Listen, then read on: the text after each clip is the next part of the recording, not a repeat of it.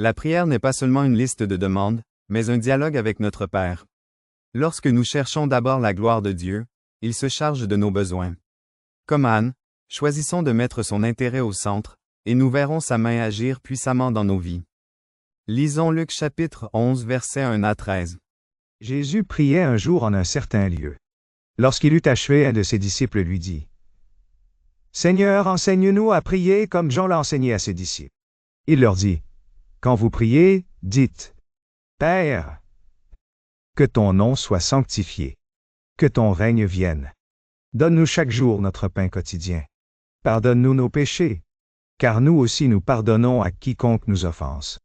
Et ne nous induis pas en tentation. » Il leur dit encore, « Supposons que l'un de vous est un ami et qu'il aille le trouver au milieu de la nuit pour lui dire, « Ami, prête-moi 3 pains, car un de mes amis est arrivé de voyage chez moi, et je n'ai rien à lui offrir. » Et que, de l'intérieur de sa maison, cet ami lui réponde, « Ne m'importune pas, la porte est déjà fermée.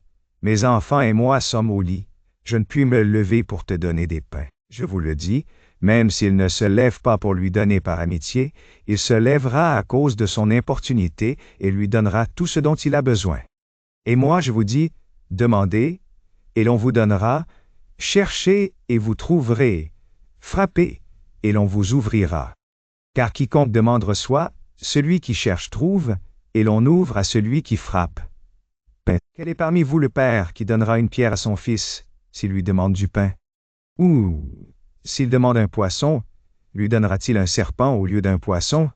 Ou s'il demande un œuf, lui donnera-t-il un scorpion? Si donc, méchants comme vous l'êtes, vous savez donner de bonnes choses à vos enfants, à combien plus forte raison le Père Céleste donnera-t-il le Saint-Esprit à ceux qui le lui demandent? Luc, chapitre 11, verset 2. Dans ce passage, Jésus nous enseigne comment nous devons prier. Tout d'abord, la prière a pour objet, en premier lieu, la gloire de Dieu. C'est notre préoccupation essentielle. Les 2 premières demandes sont en rapport avec les intérêts de Dieu. Luc, chapitre 11, versets 3 à 8. Ensuite viennent nos besoins matériels. Jésus nous demande aussi la foi et la persévérance. En tant que fils et filles de Dieu, nous avons le droit de demander. Marc, chapitre 11, verset 24. Jean chapitre 15, verset 16.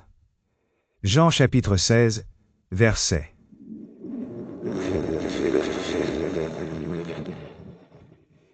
Verset 23, et Jacques chapitre 1, verset 5, 5 titre 11. Si nous ne demandons pas, Satan impose sa volonté dans nos vies. 1 Samuel, chapitre 1, verset 11. Le problème, c'est comment demander. Demander avec foi, et en tenant compte de l'intérêt de Dieu. Le jour où Anne a changé sa manière de prier. Pour rechercher l'intérêt de Dieu, elle a reçu sa réponse.